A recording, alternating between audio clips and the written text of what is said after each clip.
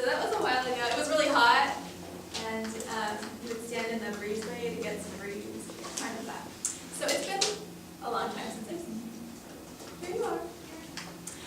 So today we're going to be doing a different kind of message. It's called a first-person sermon, and it's basically where the person who's teaching assumes the role, like the character of somebody that's in the story, and explains God's truth through the perspective of the person who's actually in the passage. So the scripture for today, I'm not actually going to be reading it for you, but I really hope that you'll read it on your own, just to, check to see that everything I said was right, but also just because it's fascinating, and I trust the Lord will really speak to you through it. So it's in 1 Kings 17, and it's written in your program. So you can go home and read it, or you can read it before you get home because it's so exciting that you have to read it immediately.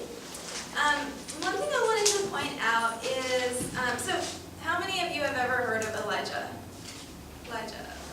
Okay. Well, so he's a prophet. He's in the Old Testament, and people hear about him because he's the one who stopped the rain. He told the king that it wasn't going to rain anymore. It didn't rain anymore.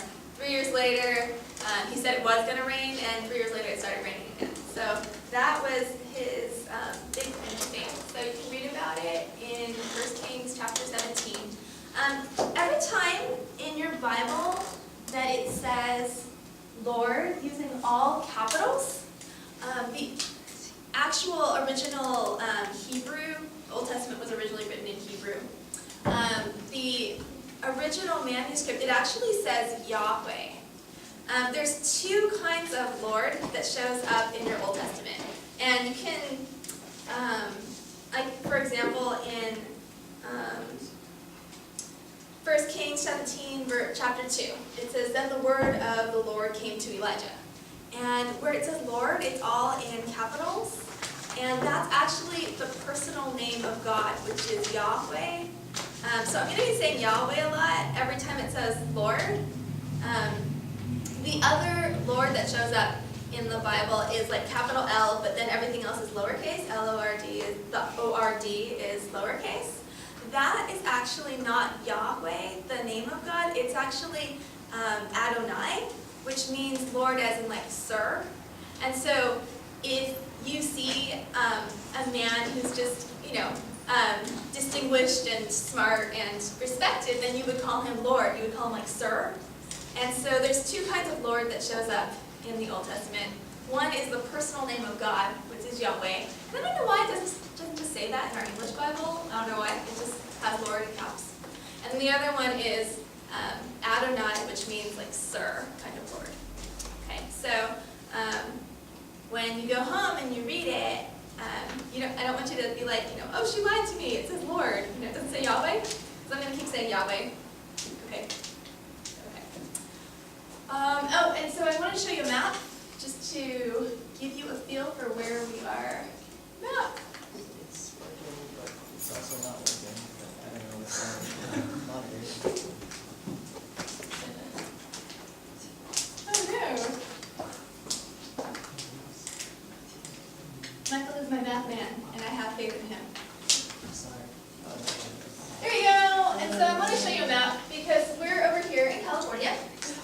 And so this all takes place over here in the Middle East. This is where you usually see bad world news going on in the world, like wars and stuff like that. But we're going to be describing right here. If you notice, the climate is really similar. Why?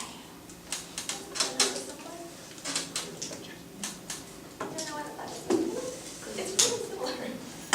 Because being in Orange County, we're on the same latitude, but not only that, we're on a west coast of an ocean, and it makes it really similar climate. So just imagine that. So, here we go. Welcome, come in. Let me get you something to eat. I have plenty of food to offer you. Yes, I did have a house guest here, but he actually left a while back. I'm not surprised you've heard of him. that man did amazing things. He was a prophet from over in Israel, the God of Israel, and his name said it all. Elijah, or Yahweh, is my God. And this Yahweh, the God of Israel, he has done amazing things for me right here in Phoenicia. You see, I wasn't always this content.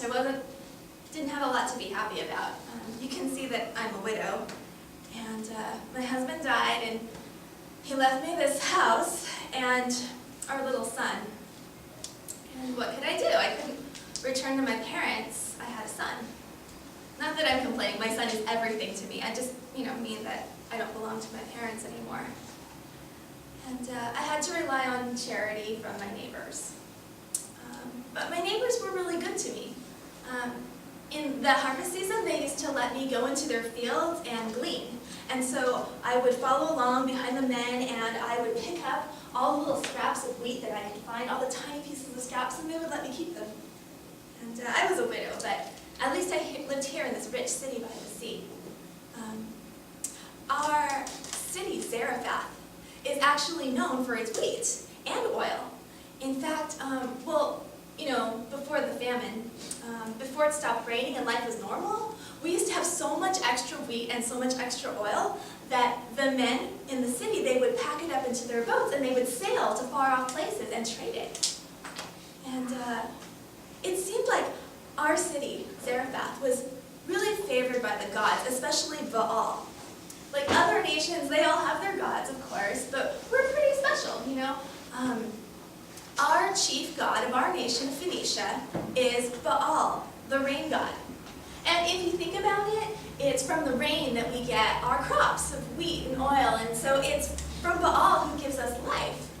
And he always seemed to favor us here in Zarephath. And I don't know if you know this, but our king, the king of Phoenicia, our nation, his name is King Baal, and he used to be the high priest of Baal over in the city of Tyre. In the capital city of Tyre, that's where before he assassinated the king who was before him, he was the high priest of Baal.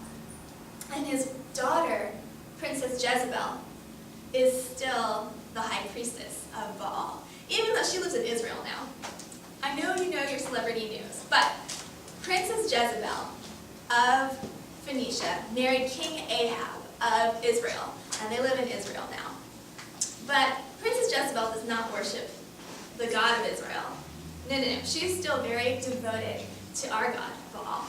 And I heard that over in Israel, King Ahab has built her enormous temple just for his wife to worship Baal. And they have hundreds of prophets to Baal over there in Israel.